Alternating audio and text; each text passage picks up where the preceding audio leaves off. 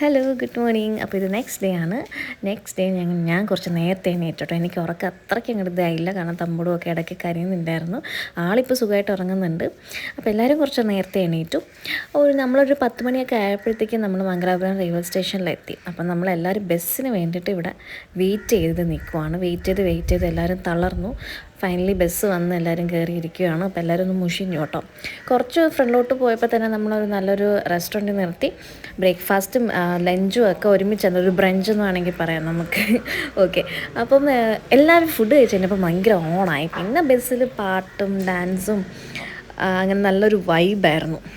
അപ്പം നമ്മൾ എല്ലാ തവണ പോകുമ്പോഴും നമ്മൾ ഈ ബസ്സിലെ ഡാൻസുകൾ നമ്മൾ മിസ്സാക്കാറില്ല കേട്ടോ.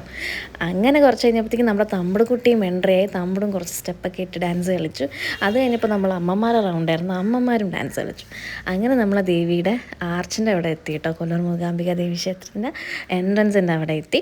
അങ്ങനെ ഞങ്ങൾ ക്ഷേത്രം എത്തി. അപ്പം നമ്മുടെ ഹോട്ടലിൻ്റെ അവിടെ വരെ ബസ് പോവില്ല, കുറച്ച് മുന്നേ ആയിട്ടാണ് നിർത്തിയത്. അപ്പം നെക്സ്റ്റ് വീഡിയോക്ക് കാണാം, പാർട്ട് 3.